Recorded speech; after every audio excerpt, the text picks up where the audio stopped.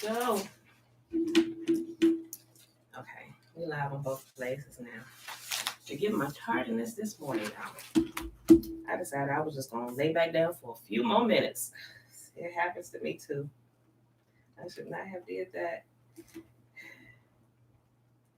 Yep. So that's why I'm late this morning. Sorry, y'all.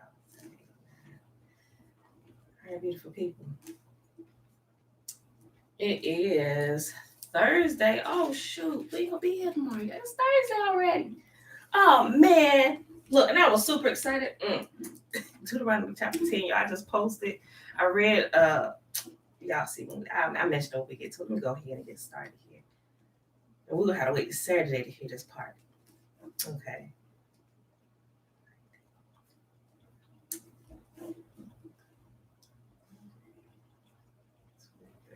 Okay. All right, beautiful people. It is Thursday already. Thursday, February the 18th, 2021, day 81 of year 3 of reading through the books of the law and the prophets and of the 3-year consecutive day count. Day 750, 750. Yes, 750. That is without the Sabbath days and the feast days, Sabbath days added into the count. Boker Tov, Corey. So let's go ahead and get started. Today we're reading Deuteronomy 7, 8, and 9. Shalom, shalom, mother. Okay. All right, so let's go ahead here with the Shema. Oh, Tiffany. You remember a few years ago when I had this dream? I think it was I was talking about it in the family group. I had this dream. And I heard Yahuah say to me, I'm gonna frost them out. You remember that? Girl, that I keep thinking about that dream with all the stuff that's going on in Texas right now. I'm like, oh shoot, is this that? Like, I got dreams that I've had stored up for years. Yes, you remember it. Okay. I'm just like, oh, is this the time for this dream? I'm just like, what? So I know it's a lot of it's some conspiracies going around. Oh, this is fake snow, the snow not melting. I'm like, people, I don't know. It was some guy that posted a video. He said, what kind of snow is it? He said it's not even melting. He had it sitting on his stove. He said he tried to boil some so he could melt it so they could use it. He said it wasn't melting. Now, I didn't necessarily see it. He showed it on the stove, but he didn't show that the burner was hot. Right? I would have believed it if he would have showed that the burner is hot, and if he would have showed that the oven is on. Like, because when you have your oven on, he looked like he had an oven like I got, where it got that heater core down at the bottom, and when your oven is on, especially like when you first open it, that jank turn red. Or if you move your pot, you don't even have to show that it's hot. You can just get some kind of liquid or something and put it up there, or get a piece of butter, put it up there. Look, it's melting, it's hot. Watch this. Like, he ain't doing none of that. You was talking about that last night, Tiffany. Oh my gosh. I'm just like, guys, listen here. Y'all better quit playing around. I know I just switched back and forth between two topics, but that melting of the snow would have been believable had he would have proven that the stove was hot. Not saying that he was lying, but I'm just like, I don't know. Like, with my analytical mind, I need some more proof, right? I need you to show me that stove is hot. Don't just sit a pot of snow up here saying you've been trying to melt it. He said they put it in a microwave. He said they put it that was the first thing he said. He said they put it in a microwave. In a regular microwavable bowl, he said when they cut it on, he said it started sparking, almost blew the microwave up. They said they open the door. They're like, wait a minute. They check it, make sure wasn't nothing wrong with the bowl. It was just the snow in one of the bowls that they normally use in their microwave. It said almost blew their microwave up. So that's when they tried to put it on the stove to melt it, and it wasn't melting. So they cut on the oven. They said they cut on the oven and put it in the oven, and but it wasn't melting. But they showed us the snow in the pot, but they didn't do any kind of demonstration, right? I would have did some kind of demonstration. You know me. I'm just not gonna. I don't know. He could have been telling the truth.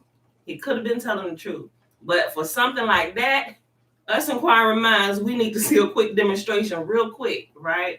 Because we don't know you, like, we don't know your history. We don't know if you're a liar or not. So you need to show us just a little bit of proof. I mean, I know that sounds bad in some way, but I'm saying we don't know you. We don't know that you're credible, right? So we don't know if you're just doing this for likes.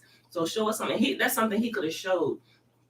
he could have taken like another bowl. Look, this is the bowl. Pour it in here. Look, I'm gonna put it in here. Watch this.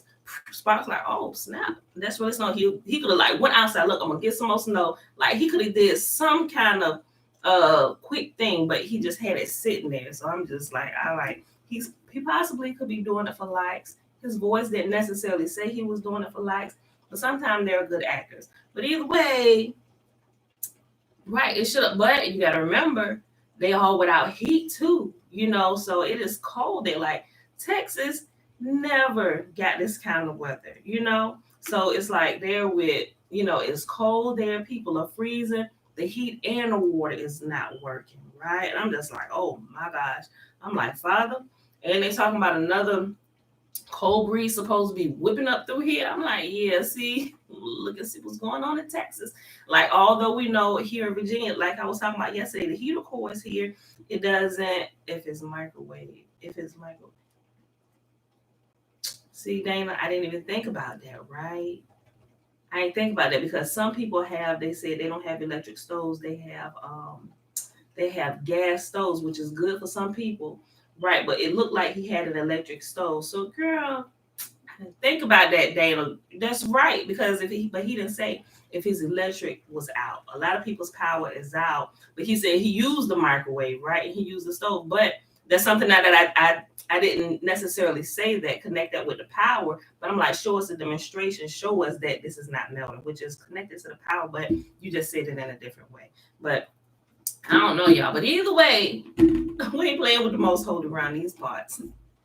Listen, I'm gonna tell y'all now. It's I don't know if y'all got cold front and stuff supposed to be coming through. If y'all ain't learned about getting a generator last year, y'all better go ahead and get one. Like, so I'm just going through our list again. I'm like, okay, so I'm thinking about dreams. I was like, okay, this like it's about to start pushing back this way again. I had to before I had even seen this yesterday. I had woke up yesterday. I told James, I was like, I'm gonna go through here and get everybody blankets and stuff and make sure all these blankets are. I said, because we ain't dealing with some of this foolishness that I believe is about to start happening. I got up thinking about it. I was like, yeah, no, come on, everybody, all the blankets and stuff, because sometimes they'll go through. Like I have blankets. Watch them like, don't touch this stuff. It's like we don't really need it for real.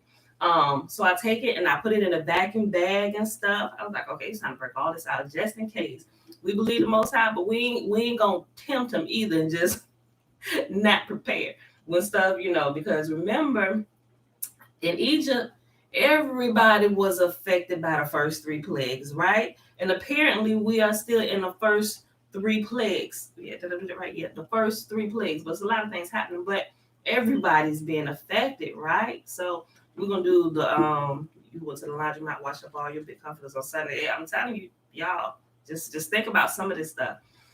So I'm just like, Father, whatever it is, we're preparing as much as we can. Oh, it's better to be safe, as I always say. It's better to be prepared than to let it catch you unprepared, right? And especially when you have children. Like, if I was single, I could rub some stuff out by myself. I really could, but I am not willing to take that chance, especially with small children.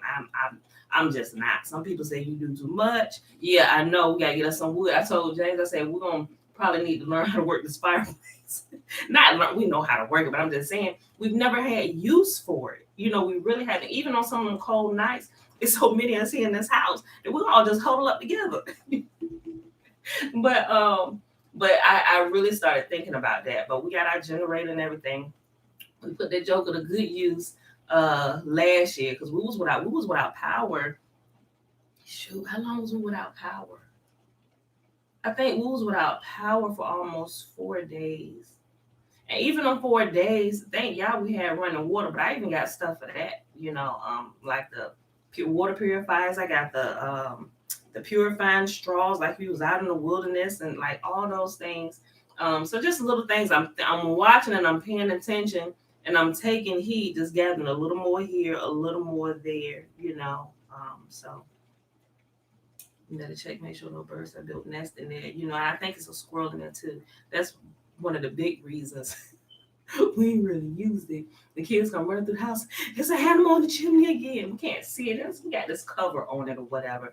But you can hear, I don't know, they could just be playing up at the top or something, but nothing's ever falling down. But sometimes we can hear something, in there. But Anyway, I was just saying, I just said all day. I know that was kind of like a long intro.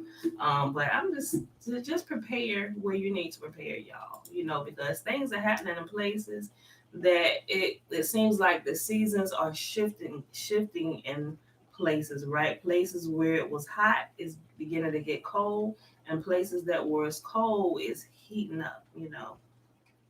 Yeah, survival training we've been working on for years. But I got all kind of survivor manuals. I even got a chemical warfare one on how to combat chemical poisoning and stuff. Not thinking that we're gonna be poisoned chemically, but I just military, and I'm thinking about my training. I was like, oh, let me write this out because I didn't get rid of all my military stuff, like some of my survival training things, and I was like, we just put all this, and we got our little bag, our survival and emergency bags packed and stuff, and I make sure all this stuff is right in here. But when I just, I'm gonna go through and do a check again today, check on stuff, and just like, I don't know, not saying, but I'm just, when stuff like this happening, I just tend to begin to do these checks, just in case, because I don't want us to be caught off guard. But Linda Brown, hey, yeah, hey, see.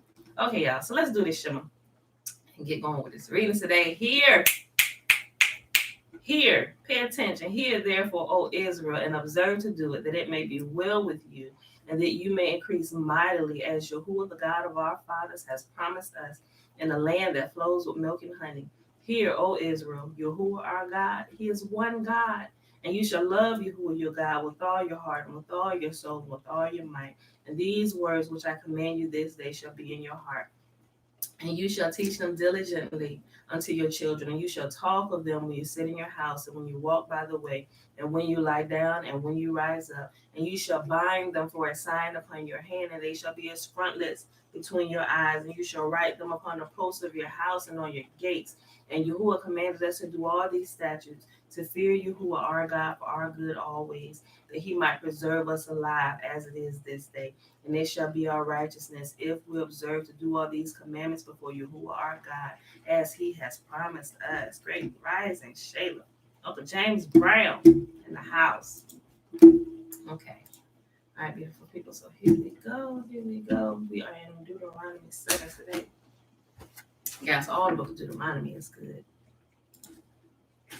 It's good through and through. All of it is good. But these chapters we're about to read through here. Oh, why is this going down? Hold on, y'all. Please just please. Oh, okay. But all these through here, just through and through, it's good. Okay. Nikki, hey girl, hey, Brand Rising. Okay. Okay. All right. The privilege of holiness. When Yahuah your God brings you into the land you are about to enter and occupy, He will clear away many nations ahead of you: the Hittites, the Girgashites, the Amorites, the Canaanites, the Perizzites, the Hivites, and the Jebusites. These 7 nations are greater and more numerous than you. When Yahuah your God hands these nations over to you and you conquer them, you must completely destroy them. Make no treaties with them and show them no mercy. You must not intermarry with them. Do not let your daughters and sons marry their sons and daughters, for they will lead your children away from me to worship other gods. Then the anger of Yahuah will burn against you, and He will quickly destroy you. This is what you must do. You must break down their pagan altars and shatter their sacred pillars, cut down their Asherah poles and burn their idols. You are a holy people who belong to Yahuah your God, all the people of the earth. Of all the people of the earth, Yahuah your God has chosen you to be His own special treasure. Yahuah did not set His heart on you and choose you because you were more numerous than the other nations, for you were the smallest of all nations. Rather, it was simply that Yahuah loves you, and He was keeping an oath He had sworn to your ancestors. This is why Yahuah rescued you with such a strong hand from your slavery and from the oppressive hand of Pharaoh, the king of Egypt. Understand, therefore, that Yahuah your God is indeed God. He is the faithful God who keeps His covenant for 1,000 generations and lavishes His unfailing love on those who love Him and obey His commands. But He does not hesitate to punish and destroy those who reject Him. Therefore, you must obey all these commands, decrees, and regulations I am giving you today. If you listen to these regulations and faithfully obey them, Yahuwah your God will keep his covenant of unfailing love with you, as he promised with an oath to your ancestors. Remember how I always say, if we keep Yahuwah's commands, he keeps us. He keeps those who keeps his commands. I'll read it again. If you listen to these regulations and faithfully obey them, Yahuwah your God will keep his covenant of unfailing love with you, as he promised with an oath to your ancestors. He will love you and bless you. He will give you many children. He will give fertility to your land and your animals. When you arrive in the land he swore to give your ancestors, you will have large harvests of grain, new wine and oil, and great herds of cattle, sheep and goats. You will be blessed above all the nations of the earth.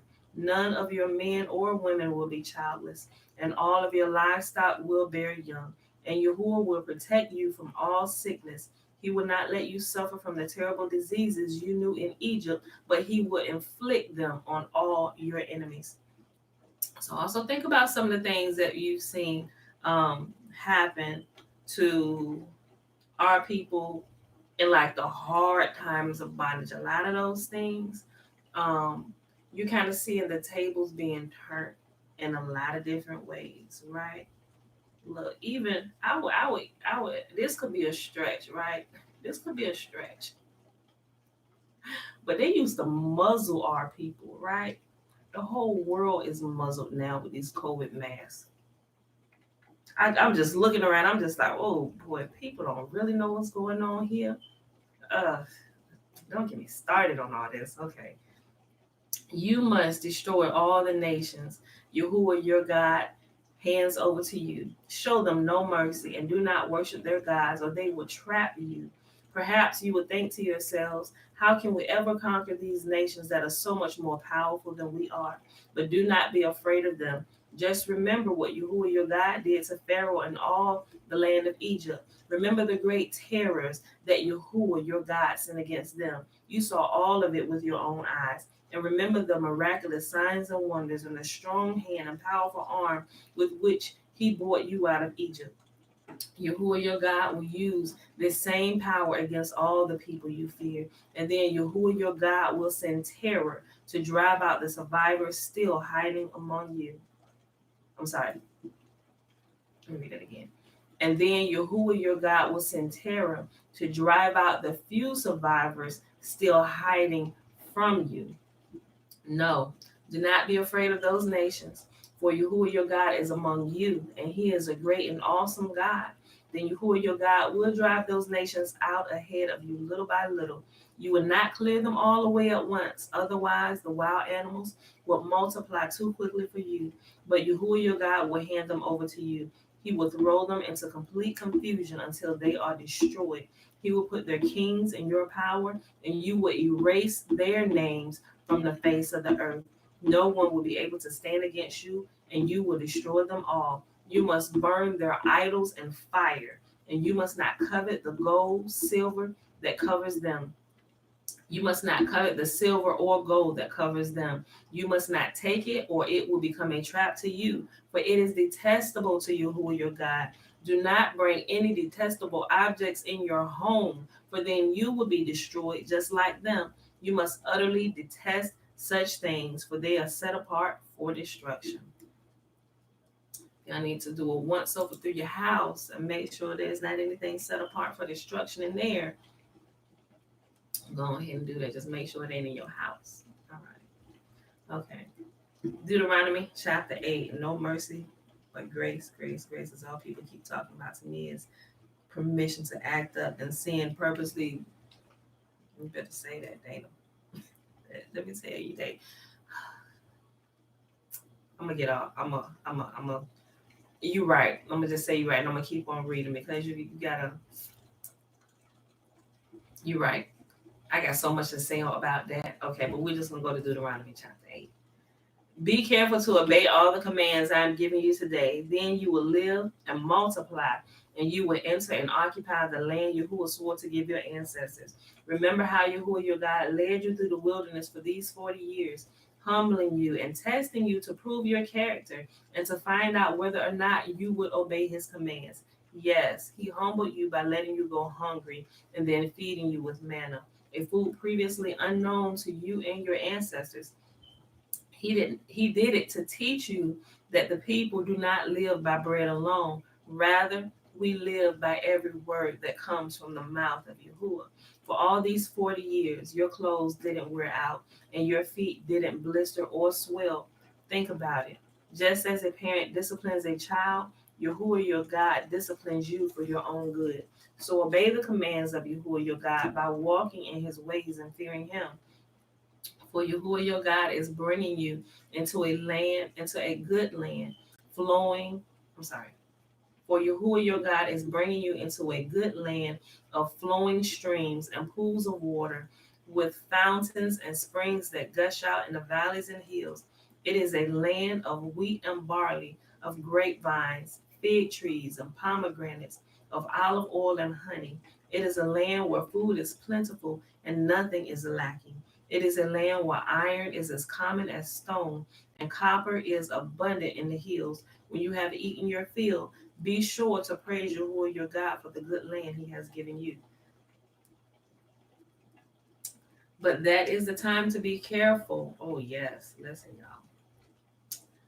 But that is the time to be careful. Beware that in your plenty, you do not forget Yahuwah your God and disobey his commands, regulations, and decrees that I am giving you today.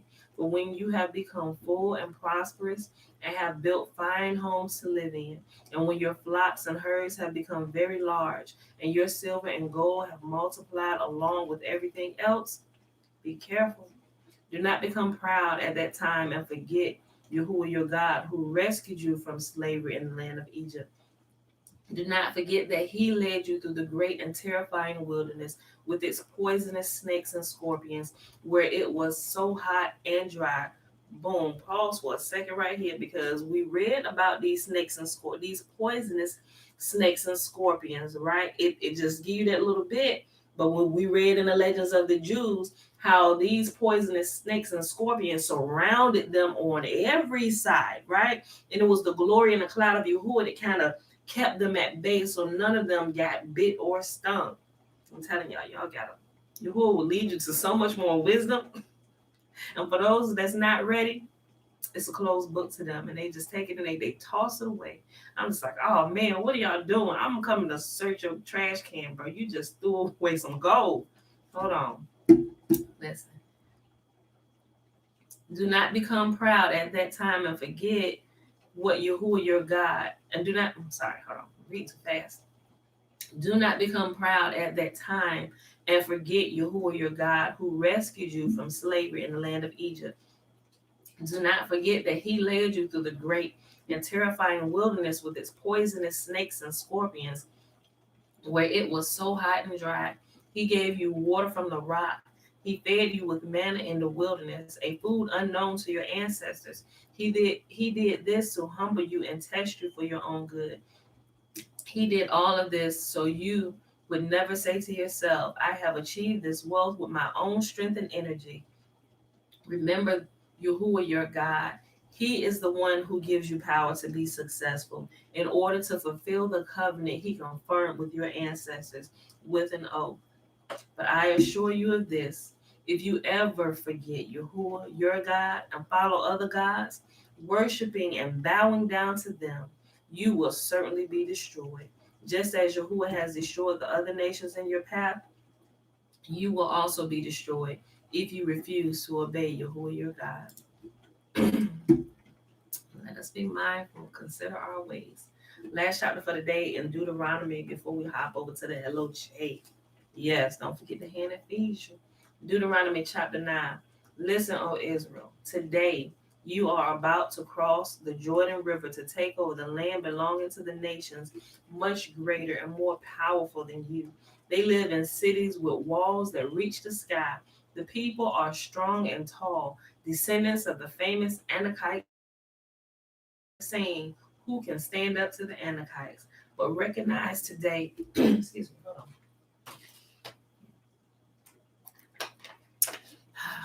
on. But recognize today that Yahuah your God is the one who will cross over ahead of you like a devouring fire to destroy them. He will subdue them so that you will quickly conquer them and drive them out, just as Yahuah has promised. After Yahuah your God has done this for you, don't say in your hearts, Yahuah has given us this land because we are such good people. No, it is because the wickedness of the other nations that he is pushing them out of your way. It is not because you are so good or have such integrity that you are about to occupy this land. Yahuah your God will drive these nations out ahead of you only because of their wickedness and to fulfill the oath he swore to your ancestors, Abraham, Isaac, and Jacob. You must recognize that Yahuah your God is not giving you this good land because you are good, for you are not. You are a stubborn people. Oops. Oh, let me just read this again. Let us remember. After Yahuah, your God has done this for you. Don't say in your hearts, Yahuah has given us this land because we are such good people. No, it is because the wickedness of the other nations that he is pushing them out of your way. It is not because you are so good or have such integrity that you are about to occupy their land. Yahuah your God will drive out these nations ahead of you only because of their wickedness and to fulfill the oath he swore to your ancestors, Abraham, Isaac, and Jacob. You must recognize that Yahuah your God is not giving you this good land because you are good, for you are not. You are a stubborn people. Y'all hear that rain? It's raining again. Like it's been doing some crazy rain. We was talking about it amongst ourselves the other day. Like this is some strange rain. It sounds like buckets of water being poured outside. Right? It's weird. Remember and never forget how angry you made Yahuah your God out in the wilderness. From the day you left Egypt until now, you have been constantly rebelling against him. Even at Mount Sinai, you made Yahuah so angry he was ready to destroy you. This is happening when I was on the mountain receiving the tablets of stone inscribed with the words of the covenant that Yahuah your God made with you. I was there for 40 days and 40 nights, and all that time I ate no food and drank no water. Yahuah gave me the two tablets on which Yahuah had written with his own finger all the words he spoke to you from the heart of the fire when you were assembled at the mountain. At the end of the 40 days and nights, Yahuah handed me the two stone tablets inscribed with the words of the covenant. Then Yahuah said to me, "Get up, go down immediately, for the people you brought out of Egypt have corrupted themselves. How quickly they have turned away from the way I commanded them to live. They have melted gold and have made an idol for themselves." Yahuwah also said to me, tongue tied. I have seen how stubborn and rebellious these people are. Leave me alone so I may destroy them and erase their names from under heaven. Then I will make a mighty nation of your descendants, a nation larger or more powerful than they are. So while the mountains was blazing with fire, I turned and came down, holding in my hands the two stone tablets inscribed with the terms of the covenant. There below me, I could see that you had sinned against Yahuwah your God. You had melted gold and made a calf idol for yourselves. How quickly you had turned away from the path Yahuwah had commanded you to follow.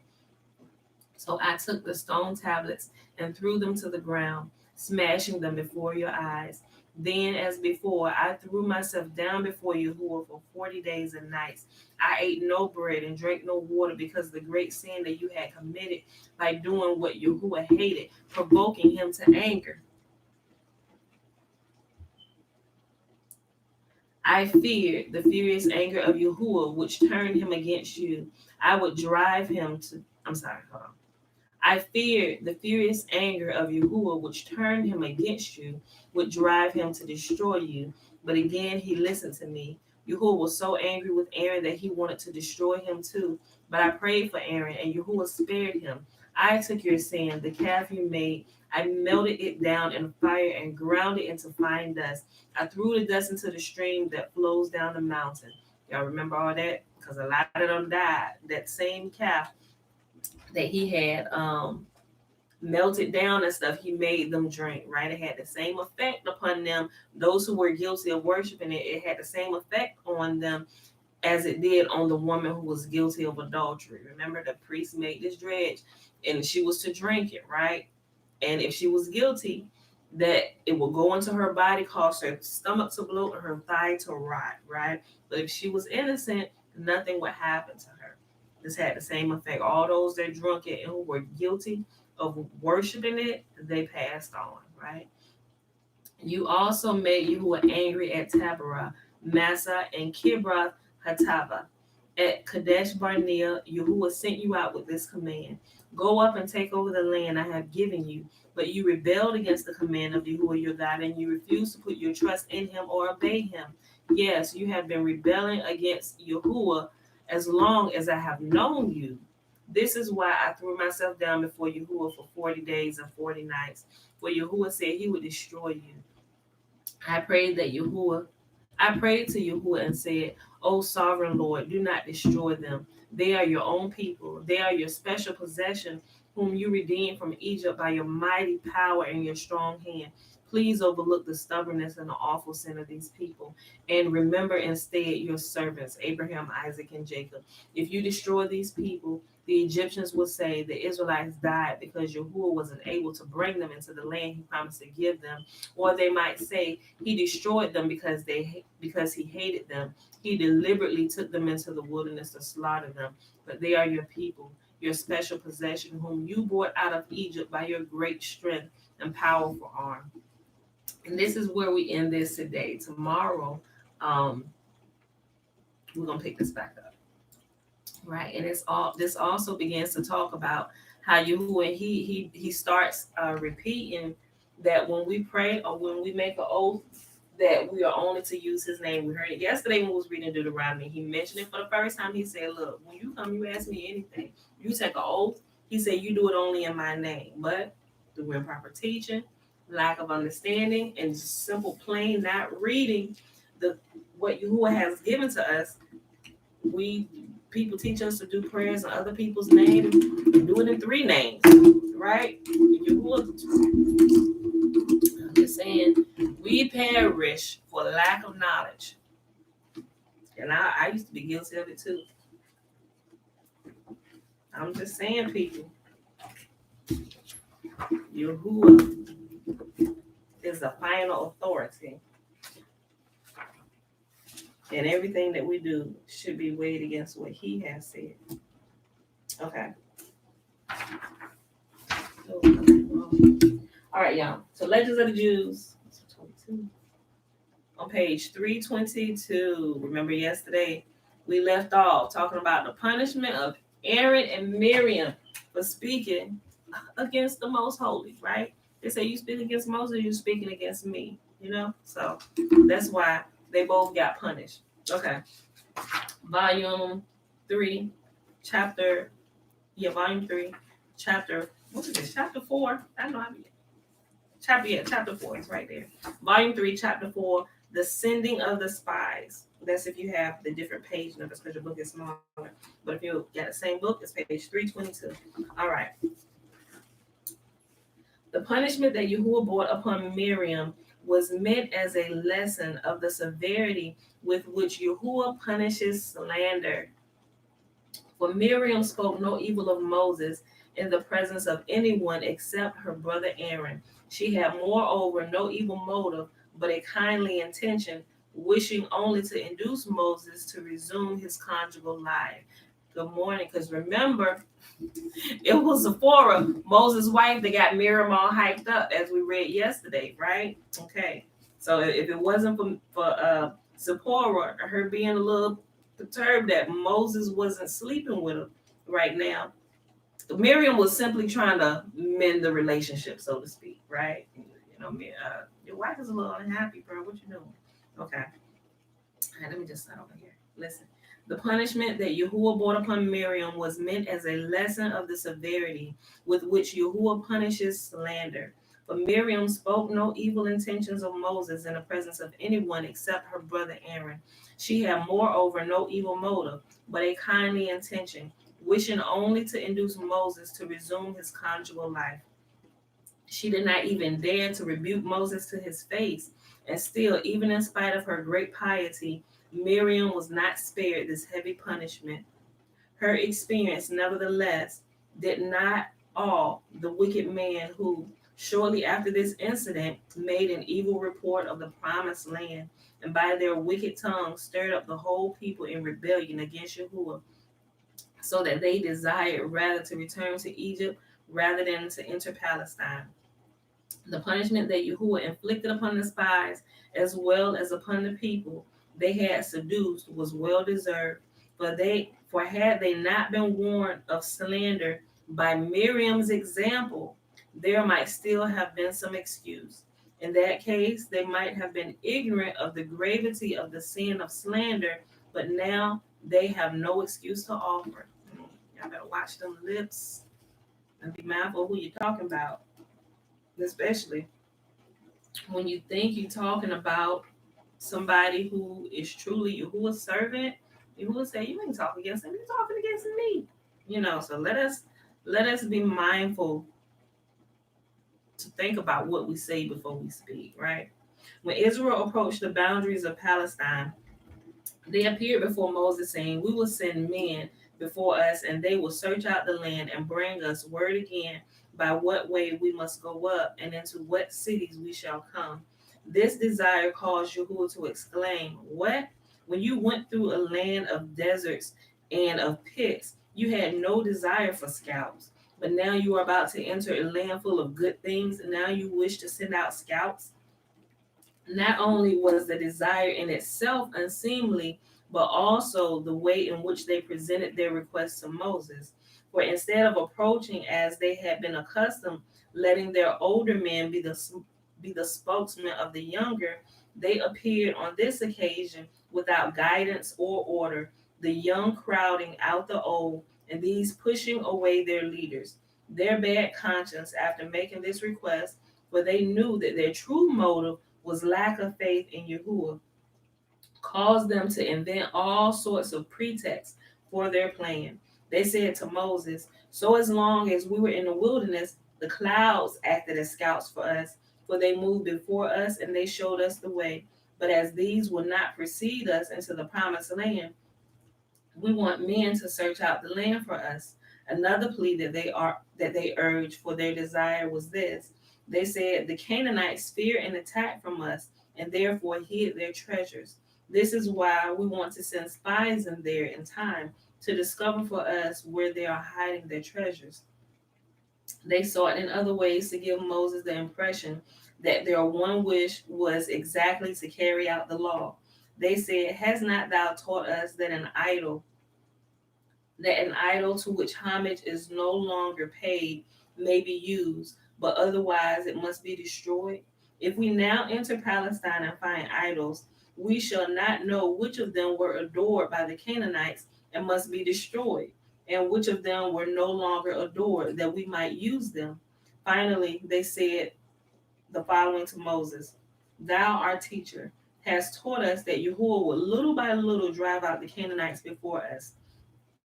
If this be so, we must send out spies to find out which cities we must attack first. Moses allowed himself to be influenced by their talk, and he also liked the idea of sending out spies, but not wishing to act arbitrarily, he submitted to Yahuwah the desire of the people. Yahuwah answered, it is not the first time that they disbelieve my promises. Even in Egypt, they ridiculed me. It is now become a habit with them, and I know what their motive is in sending in spies. If thou wish to send spies, do so, but do not pretend that I have ordered thee. Ooh. Moses hereupon chose one man from every tribe, with the exception of Levi, and sent these men to spy out the land. These 12 men were the most distinguished and most pious of their respective tribes, so that even Yahuwah gave his assent to the choice of every man among them. But hardly had these men been appointed to their office when they made the wicked resolve to bring up an evil report of the land and dissuade the people from moving into Palestine.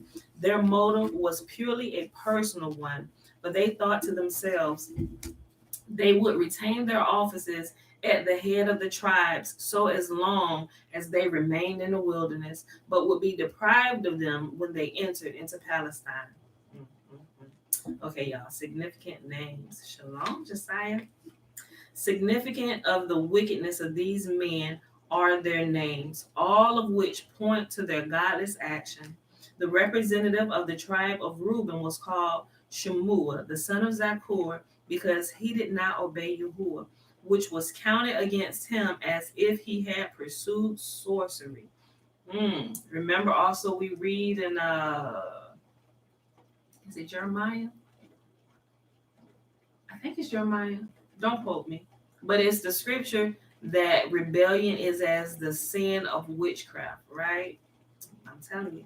Because he did not obey Yahuah, which was counted against him just as if he had pursued sorcery. Shaphat, the son of Hori, was Simeon's representative. His name signifies he did not conquer his evil inclination, and hence he went out empty-handed without having received a possession without receiving a possession in the land of Israel. The tribe of Issachar was represented by Egal, son of Joseph. He bore this name because he soiled the reputation of the Holy Land, and therefore he died before his time. Benjamin's representative was Palti, the son of Raphu, so called because he spat out the good qualities that had previously been his, and therefore wasted away. The name of Gadiel, the son of Sodi, Zebulon's representative, signifies he spoke infamous things against Yahuah in executing the secret plan of the spies. Manasseh's representative, Gad, the son of Susi, was so called because he blasphemed Yahuah and aroused his wrath. For it was he who said of the land, it eateth up its inhabitants. But the worst among them was Amiel, the son of Gemali, the representative of Dan. For it was he who said, the land is so strong that not even Yahuah could go up against it. Hence his name, which means he cast a shadow upon Yahuah's strength, and he was punished according to his wicked words, for he did not enter the promised land.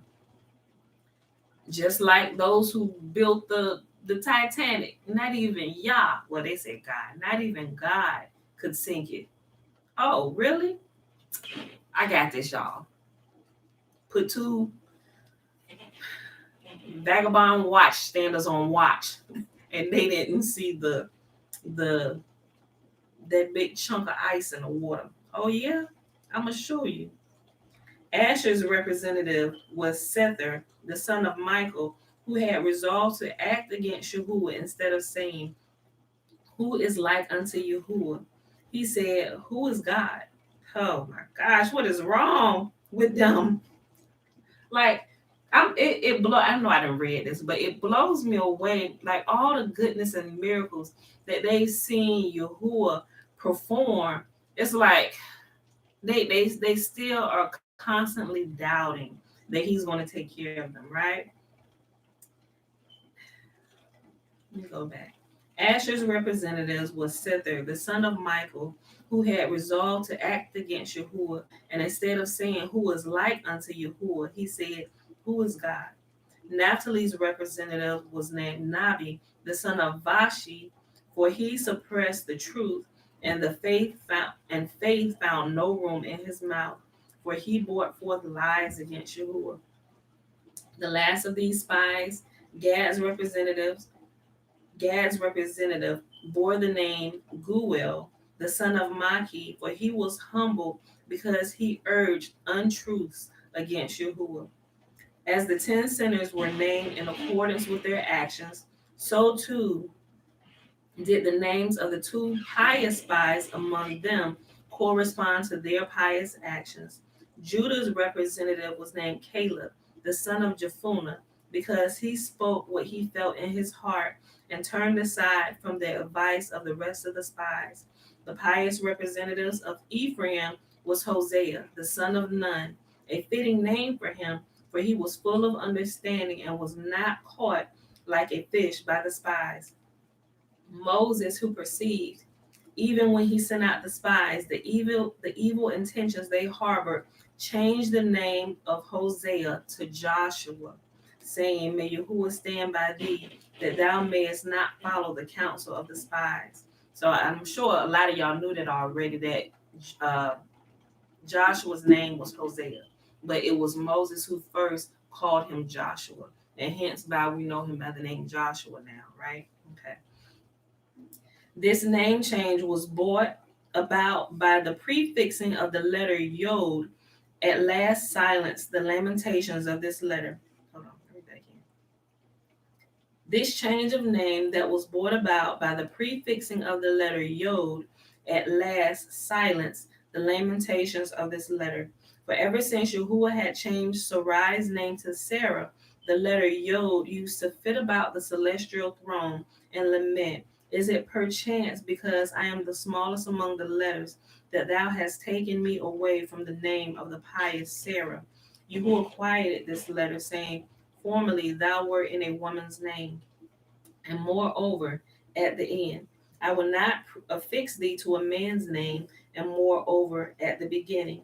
This promise was redeemed when Hosea's name was changed to Joshua, or what, Yahshua, or Yahusha. It depends on how you pronounce it, because we know that there is no letter J, right, in the Bantu language or the Hebrew language, right? When the spies set out on their way, they received instructions from Moses how to conduct themselves and in what particular way they were to know. He ordered them not to walk along the highways, but go along the private pathways, for although the Shekinah would follow them, they were still not to incur needless danger.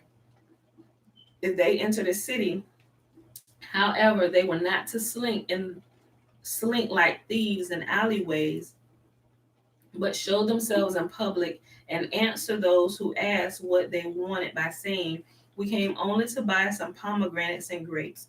They were emphatically to deny that they had any intention of destroying the idols or felling the sacred trees.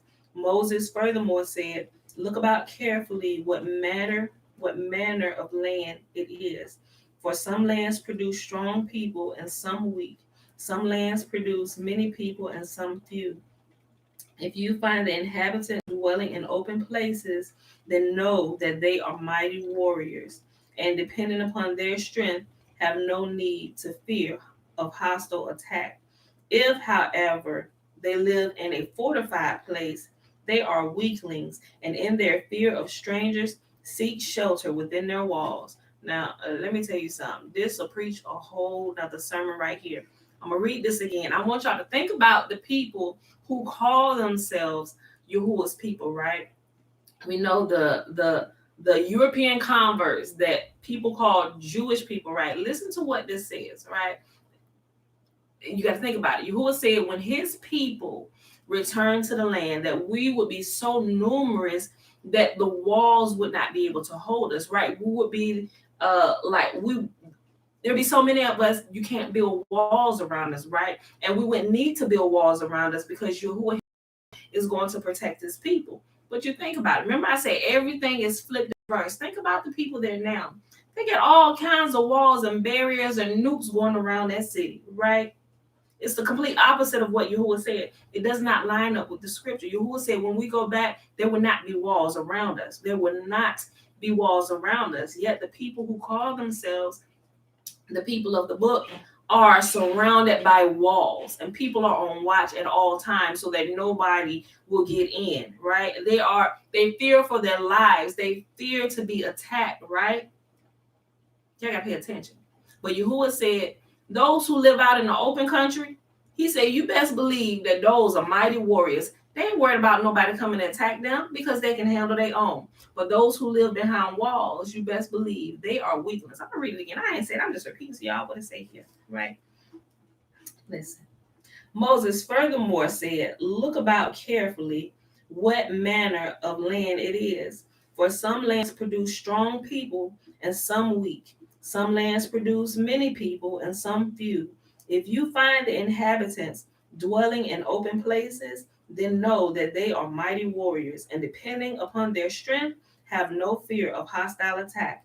If, however, they live in a fortified place, they are weaklings, and in their fear of strangers, seek shelter within their walls.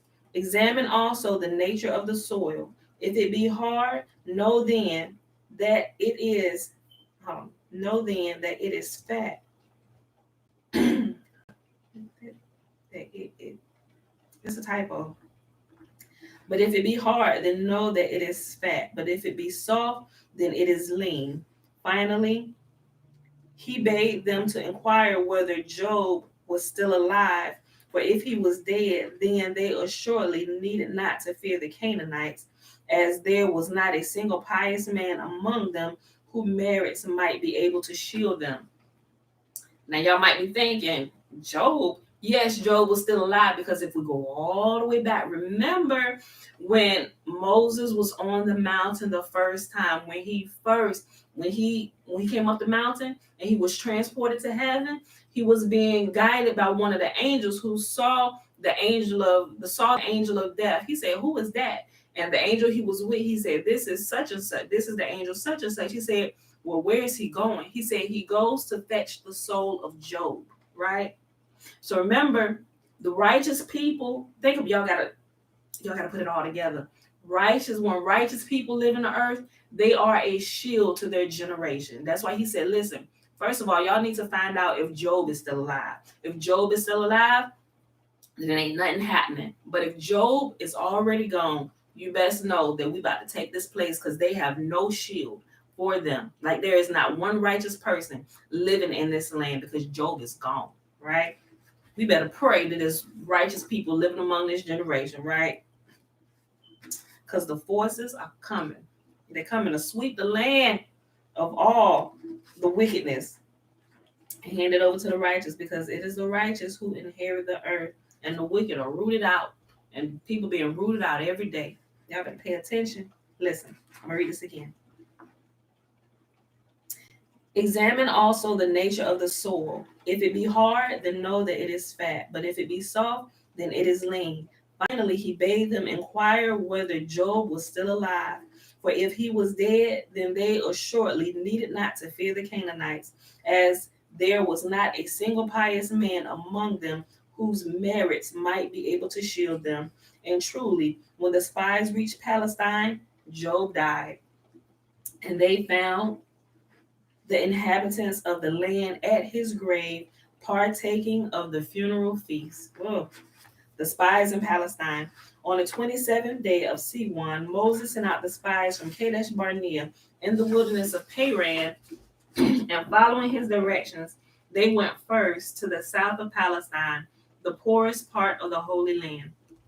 Moses did not like the merchants who first showed the poorer wares, and then the better kind. So Moses wished the spies to see better parts of the land the farther they advanced into it. When they reached Hebron, they could judge what a blessed land this was that had been promised them. For although Hebron was the poorest tract in all of Palestine, it was still much better than Zoan, the most excellent part of Egypt. When therefore, that reminds me of something, y'all. When we see, like, when they be showing, at least from what we've seen growing up, whenever they show anything about Africa, they show you the most dirtiest rundown part. It wasn't until recently, like this last year, where I began to actually look at some of the stuff and look at some of the people videos who visited there. I didn't even know they had beautiful, clear oceans there. And I'm like, what? Where is this? Y'all, they first of all, everybody tell you to don't go back to Africa. They call you all kind of names, your African booty scratcher, like everything to get us to think bad about Africa. But all the world loves Africa, right? Yahuah say they divided up my land and parted it among themselves. They get us to look with an evil eye upon our homeland, yet everybody is dividing up pieces of it. That's what a Berlin conference come in. They think people divide up the little slither of land that the the European converts and said, no, they ain't talking about it. It's talking about the whole continent of Africa. The whole world is made rich from the wares and all the riches and resources that are found in the entire continent of Africa. And I shared quite a few times on social media on how you can look at the entire continent and through the borders that they have set up throughout the entire continent, what can be found in every place: the gold, the copper, the silver, the cotton, the coffee, the all precious metals and foods, and how it's plenteous in places, right? The rubber, all these things, right? They get us. So what it just said here, it said when visitors come, they like to take them to the poorest places first. They kind of like, yeah, they get out of here. Ain't nothing here. Ain't nothing but dirt, poor, broke people here. And that's what they show us on the news. You see these, send 10 cents a day over here to Africa. The children are dying. They need food. But they got the biggest, some of the most plenteous food that's found over there. I'm like, what? What is this? Like it's the same stuff that was happening then is happening now, and they just are able to fool us a little bit better through television and social media, especially if we haven't been over there, right? So social media and recording, it can be a blessing in the hands of those who are not trying to fool us, right? And sure, look at this, y'all, look. So I'm grateful for some YouTube videos and people's personal blog pages and people who travel and been outside the states and traveled to different places. I've been to a lot of different places, but I haven't been inside of Africa, right? So but yeah, this is the same thing. So this is what they was doing. I'm gonna read it again. Listen. When they reached Hebron, they could judge what a blessed land this was that had been promised to them. For although Hebron was the poorest tract in all of Palestine, it was still much better than Zoan, the most excellent part. Hold on. I should have went back a little bit further. Let me go back up. Hold on. It started here. Listen. On the 27th day of Siwan, Moses sent out spies from Kadesh Barnea in the wilderness of Paran, and following his directions, they went first to the south of Palestine, the poorest part of the Holy Land. Moses did like the merchants who first showed the poorer wares and then the better kind. So Moses wished the spies to see better parts of the land the farther they advanced into it. When they reached Hebron, they could judge what a blessed land this was that had been promised to them. For although Hebron was the poorest tract in all of Palestine, it was still much better than Zoan, the most excellent part of Egypt. When therefore the sons of Ham built cities in several lands, it was Hebron that they erected first, owing to its excellence, and not Zoan, which they built in Egypt fully 7 years later. Their progress through the land was on the whole easy, for Yahuah had wished it so that as soon as the spies entered the city, the plague struck it, and the inhabitants, busy with the burial of their dead, had neither time nor inclination to concern themselves with the strangers. Although they had met with no evil on the part of the inhabitants, still the sight of the three giants, Ahiman, Shishai, and Talmai, inspired them with terror. These were so immensely tall that the sun. What? Hold on. Okay. These were so immensely tall that the sun reached only to their ankles, and they received their names in accordance with their size and strength. The strongest among them was Ahiman, beholding whom one fancied oneself standing at the foot of a mountain that was about to fall, and it exclaimed involuntarily, "What is this that is coming upon me?" Hence the name Ahiman. Strong as marble was the second brother, wherefore he was called Shishai, marble. The mighty strides of the third brother threw up plots from the ground when he walked. Ooh, wow. Hence he was called Talmi, plots. So when he walked, he just ripping up the ground. Yeah. Okay. Not only the sons of Anak were of such strength and size, but his daughters also, whom the spies chanced to see. For when these reached the city inhabited by Anak, it was called Kiriath Arba. city of four, because the giant Anak and his 3 sons dwelt there. They were struck with such terror by them, they sought a hiding place. But what they had believed to be a cave was only the rind of a huge pomegranate that the giant's daughter had thrown away, as they later, to their horror, discovered.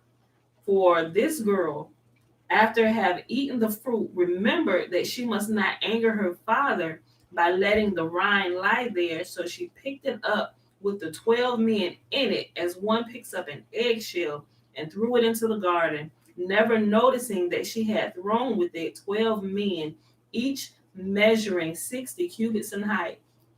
Now you can imagine why they left this part out, why they didn't canonize this. They just say, oh, they were giants in the land and we look like grasshoppers in their sight. Go on ahead to the next passage. They left out all this stuff.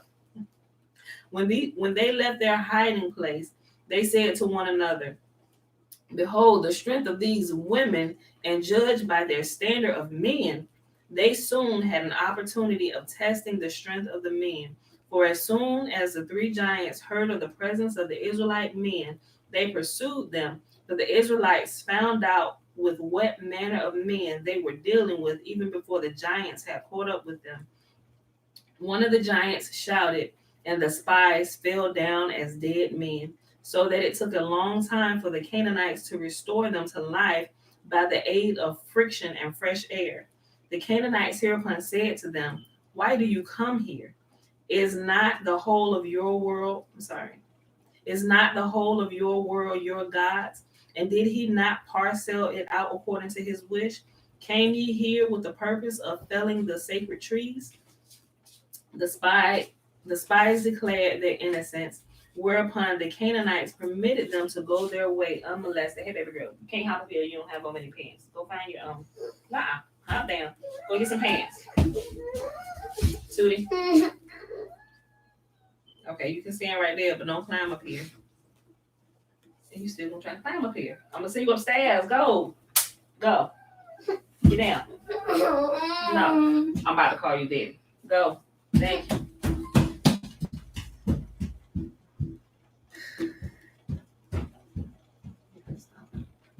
I'm gonna come after you and I'm gonna stomp on your little feet, little girl. Quit stomping on my stairs. I ain't really gonna stomp on her feet, y'all. And I know this live. That was an exaggeration. I'm gonna get her for stomping away. But since we live, I'm sorry. Okay, put this back up. Phone call came through. All right. Why do you come here? Is not the whole of your world your God's? And did he not parcel it out according to his wish? Came ye here with the purpose of felling sacred trees? The spies declared their innocence, whereupon the Canaanites permitted them to go their ways unmolested.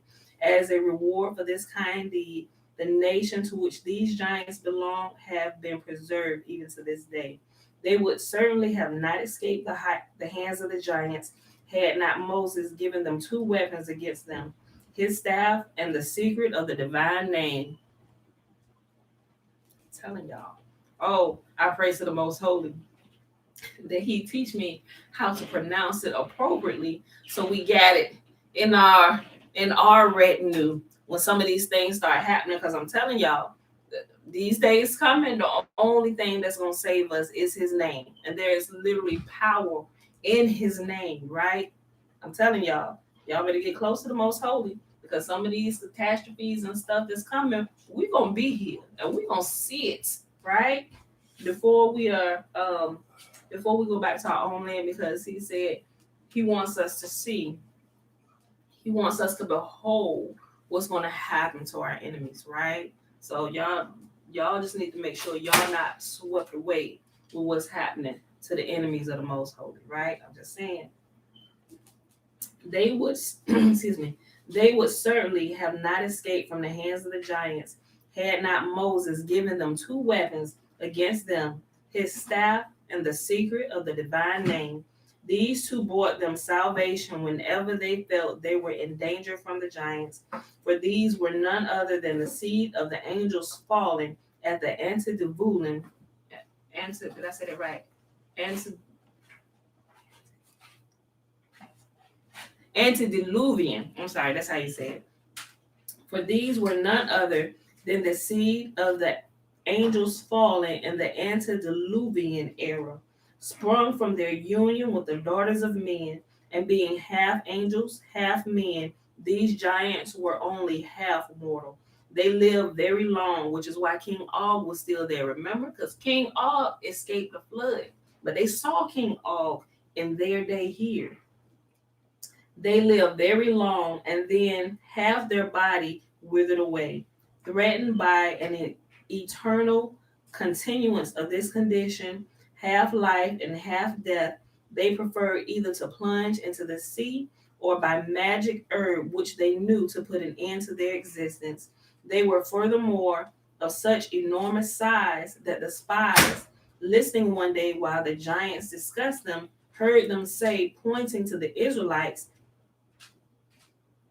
there are the grasshoppers by the trees that have the semblance of men, for so they were in their sight.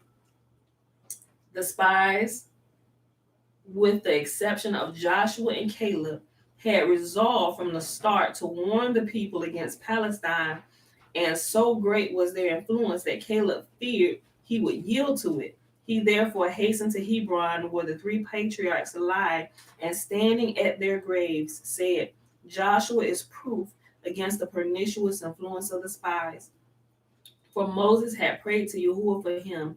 Send up prayers now, my fathers, for me, that Yahuah in his mercy may keep me far from the counsel of the spies. There had always been a clash between Caleb and his comrades during their crossing through Palestine. For whereas he had insisted upon taking along the fruits of the land to show their excellence to the people, they strongly opposed this suggestion, wishing as they did to keep the people from gaining an impression of the excellence of the land. Hence, they yielded only when Caleb drew his sword, saying, if you will not take the fruits, either I will slay you or you will slay me. They hereupon cut down a vine which was so heavy that 8 of them had to carry it, putting upon each the burden of 120 seah. The 9th spy carried a pomegranate, and the 10th a fig, which they bought from a place that had once belonged to Eshcol, one of Abraham's friends. But Joshua and Caleb carried nothing at all, because it was not consistent with their dignity to carry a burden. This vine was such of a gigantic size that the wine pressed from its grapes sufficed for all the sacrificial libations of Israel during the 40 years' march. After the lapse of 40 days, they returned to Moses and the people after having crossed through Palestine from one end to the other end. By natural means, it would not, of course, have been possible to traverse all the land in so short a time, but Yahuah made it possible by bidding the soil to leap for them. They covered a great distance in a short time. Yahuah knew that Israel would have to wander in the wilderness 40 years, a year for every day the spies had spent in Palestine, and hence he hastened their progress through the land, that Israel might not have to stay too long in the wilderness. Man. Okay, oh yeah. I'm gonna read this last section, the slanderous report, y'all. Babe, can you stop there for a second?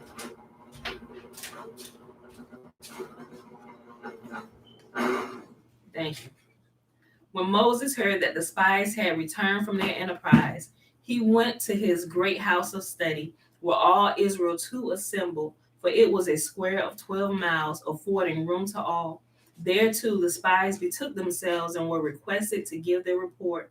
Pursuing the tactics of slanderers, they began by extolling the land, so that they might not be too unfavorable. A report aroused the suspicion of the community.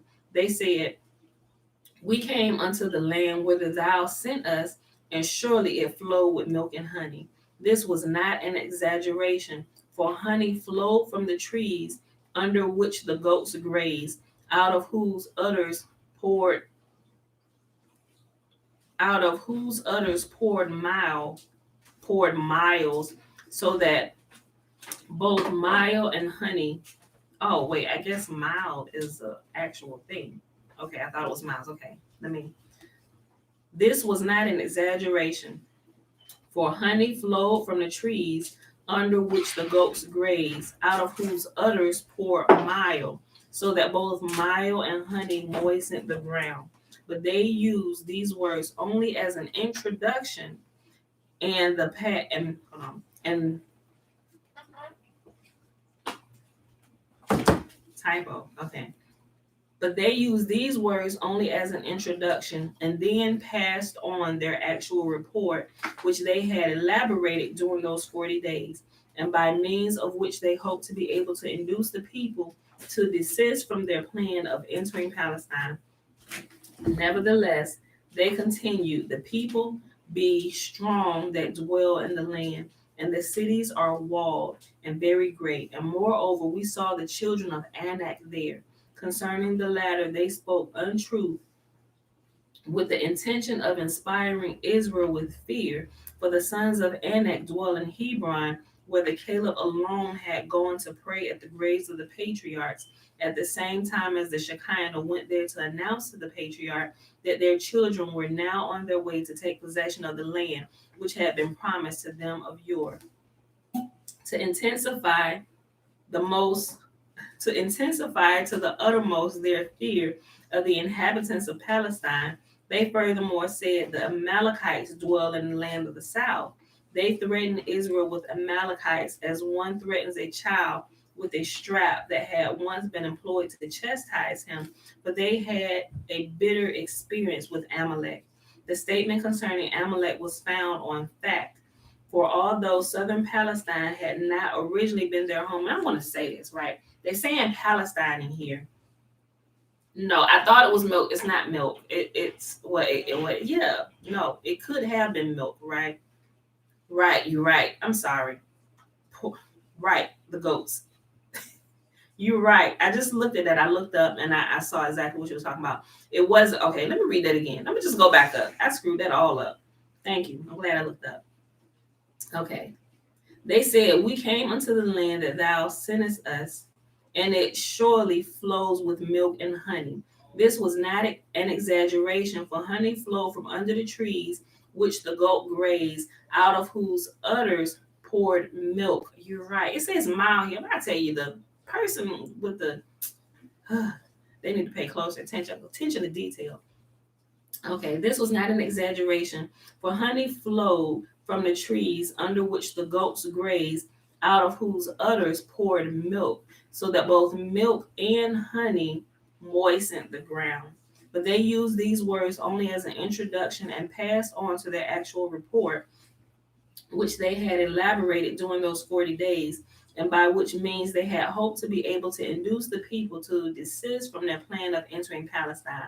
So remember, the person I brought this up just a second ago, the person who's writing it, sometimes we'll see like he'll say Jewish, but it should be Hebrew or the actual name of the Hebrew people, Yahuah's people. It should be that name, but we know from his understanding he was a Jewish person, but he was a person who was able to get, because of his position, he was able to get a hold of some of these other manuscripts and put them together. So based on what he understands, even like you hear some of the Jewish months in here, it's not those months because our months didn't have names, they were numbers. But because of how he grew up and what he understood, he kind of added those things in here, right? So when you see Jewish, think of us, think of Hebrew instead, replace the word with the right word, right? And this is not necessarily Palestine as we see Palestine over here, right? But y'all understand what I'm saying, right?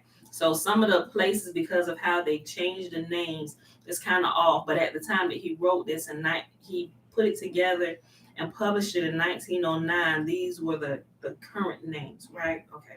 Just want to make sure y'all understood that. Nevertheless, they continued, the people be strong that dwell in the land, and the cities are walled and very great. And moreover, we saw the children of Anak there.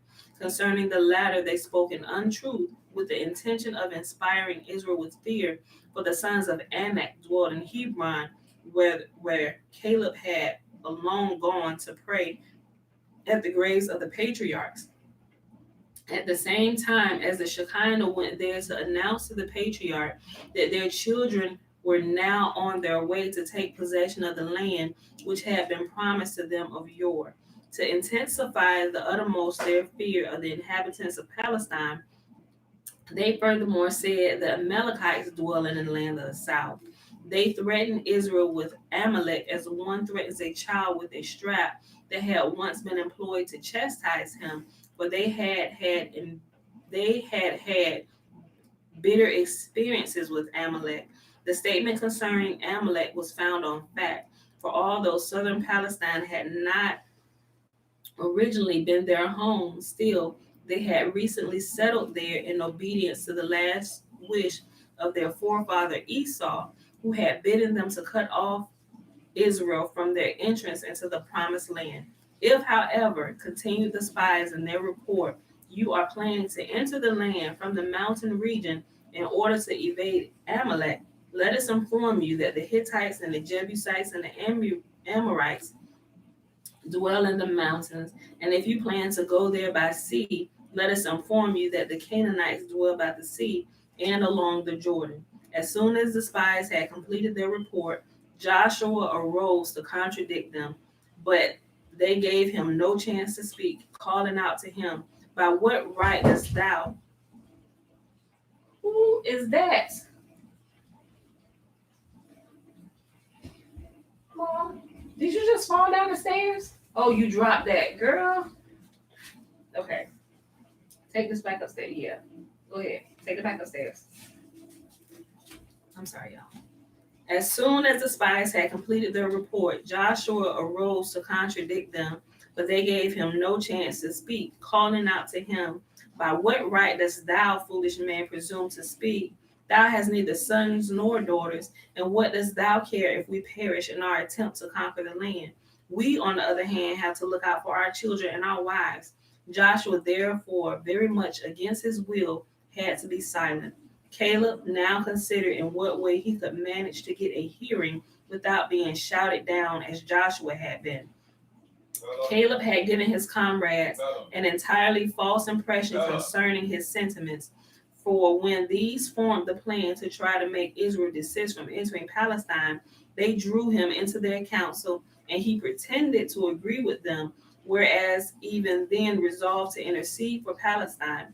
Hence, when Caleb arose, the spies were silent, supposing he would corroborate their statements, a supposition which his introductory words tended to strengthen. He began, be silent, I will reveal the truth. This is not all for which we have to thank the son of Amram, but to the amazement of the spies. His next words, praise, not blame Moses. He said, Moses, it is he who drew us up out of Egypt, who clove the sea for us, who gave us manna as food. In this way, he continued his eulogy on Moses, closing with the words, we should have to obey him even if he bade us ascend to heaven upon ladders. These words of Caleb were heard by all the people, for his words were so mighty that they could be heard 12 miles off. It was this same powerful voice that had saved the life of the spies. For when the Canaanites first took note of them and suspected them of being spies, the three giants, Ahiman, Shishai, and Talmai, pursued them and caught up with them in the plain of Judea. When Caleb, hidden behind a fence, saw that the giants were at their heels, he uttered such a shout that the giants fell down in a swoon because of a frightful din. When they had recovered, the giants declared that they had pursued the Israelites not because of the fruits, but because they had suspected them of the wish to burn their cities. Caleb's mighty voice did not, however, in the least impress the people of the spies, did not impress the people or the spies, for the latter, far from retracting their previous statements, went so far as to say, we be not able to go up against the people, but they are stronger than we are. They are so strong that even God cannot get at them. The land which we had gone to search, it is a land that eateth up the inhabitants thereof through disease, and all the people that we saw in it are men of wicked traits. And here we saw men upon the sight of whom we almost swooned in fright. the giants, the son of Anak, which come of giants, and we were in our own sight as grasshoppers, and so we are in their sight. At these last words, Yahuah said, I have not objection to your saying, we were in our own sight as grasshoppers, but I take it amiss if you say, and so are we in their sight. For how can you tell how I made you appear in their sight? How do you know if you do not appear to them to be angels? And that is where we're going to pause today, my beautiful friends. We'll pick the rest of this back up Saturday when we come back, because we rest tomorrow. So we started here on page 322 in the Legends of the Jews, and we ended on page 326. And we read my stuff. Deuteronomy 7, 8, and 9. I hope y'all enjoyed the reading for today. Go ahead and read ahead if you can. If you got the book, I left all kind of resources there. You can listen to it. You can read it online. You can order from Amazon. I don't get any kind of kickback. And when I just come across stuff, I share it with everybody. So go get it if you can find it. If it's still there, get it, read it, download it, listen to it, whatever. I do it all. I read it. I listen to it when I'm walking through the house, filling myself in, and just like I listen to the Bible, I just put it in my ear. You know, I multitask doing different stuff. That's how I can assimilate it to myself so fast, because I'm listening to it all the time. All right, beautiful people. When it seemed like Caleb had like a voice like Judah did, right? Because we remember when they were when they first went to Egypt and they ran into their brother and they didn't realize that was their brother. When they was about to go toe to toe, Judah and Joseph was about to go toe to toe. Judah let out a roar that caused the entire land of Egypt to shake. Not only did it cause the land to shake, it caused all the pregnant women to miscarry their babies. Guys, I'm telling you, there were supernatural gifts. Caleb did the same thing. He said he let out such a loud shriek that it caused the giants who looked like mountains to pass out, right? Yahuah said, I ain't pissed with y'all that y'all said that we seem like grasshoppers in their sight. He said, I'm more pissed with you that you would say, and we look like grasshoppers in their sight. He said, how do you know how I made you look to them? How do you know how they looked at you? Right? How do you know I didn't make you look like angels in their sight? And that's why they got cut off. I'm like, bro, I'm like, Father, make me look like an angel. What you need me to do? You can make me look like I got a sword of flaming arrows and stuff. I'm going to just move my hands like they did. Ain't nothing in my hand. I may look like a fool, but I know you behind me. And when you see me doing this, just know, y'all, you better do something. I don't know. That's how I think, y'all. I know y'all is behind me. And he watches out for me and my family. I really do. So I'm sure, Listen, let me share something with y'all. I think I shared this before. I did. I shared this before last year, right? And it was the first time I had shared. I had not even told my mom or my dad about this, something that had happened to me, right? Okay. So I had to be like, and this is along with what I just said. He said, how do you know how I made them look in your sight, right? Let me tell you something.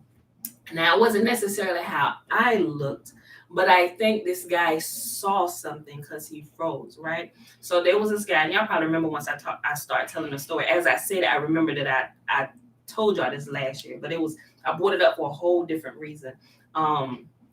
But I just remembered it again. There was this guy. This was before we had moved away to Illinois. We were still living in Virginia, and we lived out on Tanner's Creek. If Mama stayed here, she probably. He was a kid, cut the neighborhood grass or whatever. But he was like he was definitely older. He may have been young, but I want to say now, as I look back at it, I can't remember his name, but I can see his face. He had a little facial hair. You know how teenage, well, he could have been a little older because this was really kind of feel like he wasn't like but you can tell how it's coming in or whatever, learning how to shave, all that. But anyway, it was the neighborhood kid that come to cut the grass, and my dad would let him cut our grass. On one particular day, we was outside, me and my sisters. Me and Alicia, but Alicia had already gone in the house, and he came around. You know how kids walk around the neighborhood with their lawnmower or whatever. But you can tell he was an older teenager. He had to be 18 or 19, possibly even 20. But he came around like he normally do. I didn't think I wasn't afraid of him or anything, because he had never, done anything for me to be afraid. So he pushed him. We had a gate around our house and everything. And he was walking through the alley because everybody's like yard was in the back and there were like gates and stuff. So he would come in, if neighborhood kids, unlock your fence, come in, knock on your door or whatever, if they're in the back or they're in front, and that was fine. He did that. It was a normal thing. But he came in, he said, hey, he said, I want to cut your grass. He said, is your dad home? I said, no, he not home. But I know now I should have never had said that. I learned at that point, I don't ever tell anybody that my parents are not home, but my mom was actually in the house, but I don't think he thought about my mom. I said, no, my dad not here, So he said, oh, okay. He studied walking towards me and stuff. And I'm just like, well, I didn't really still think of nothing, So I'm standing on the side of the house.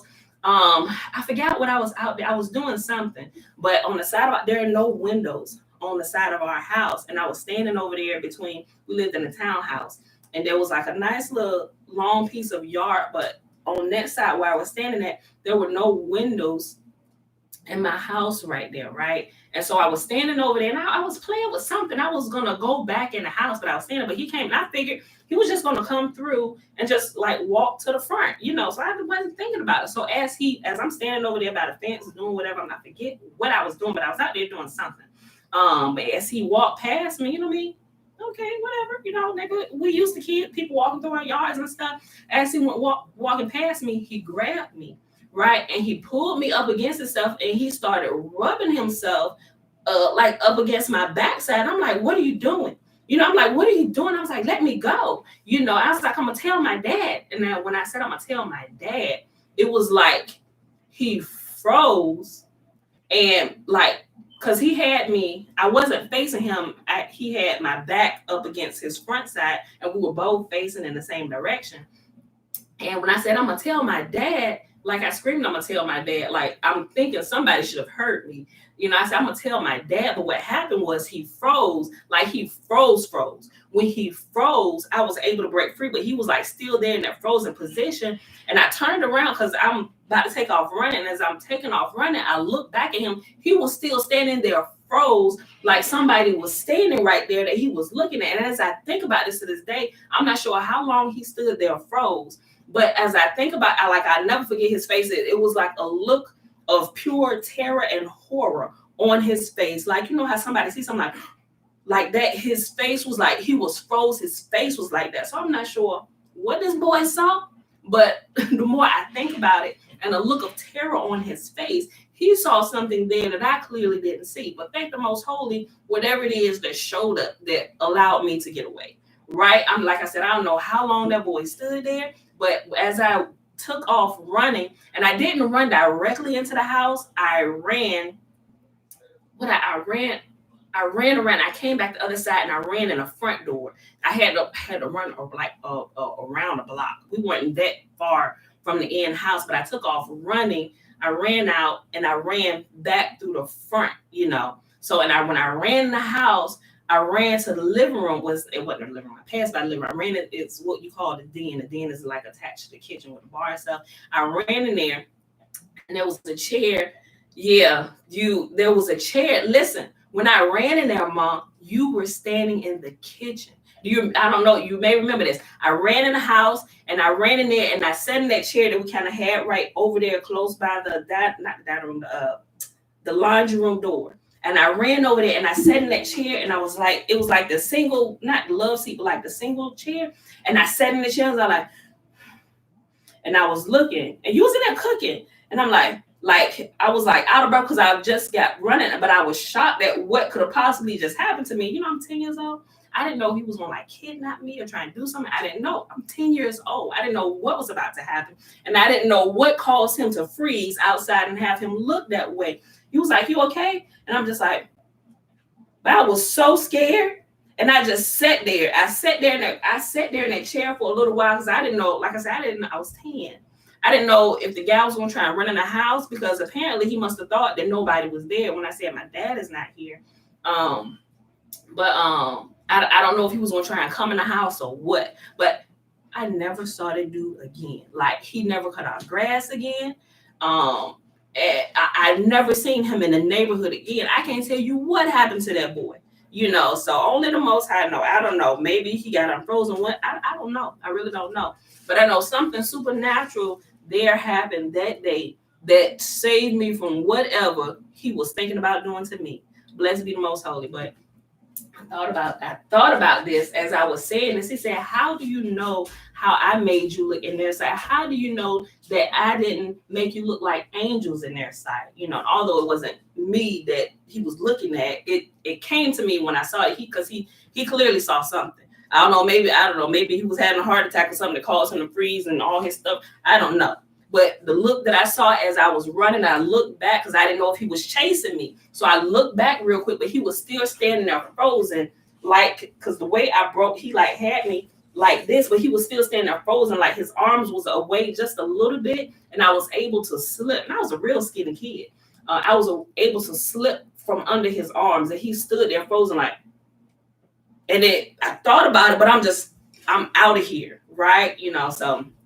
Let's be the Most Holy. I've had some things happen where I'm like, clearly, Father, I don't know what they saw, but I know it was only because of you that I got away. So I'm just like, whew. It's like things like this that I think about. And I was like, Father, I know you're real. I know people be like, well, how do you know it's really a God? I was like, I have too many supernatural things and close calls that have happened in my life for me not to acknowledge that he is there, right? So. But I just wanted to share it, y'all.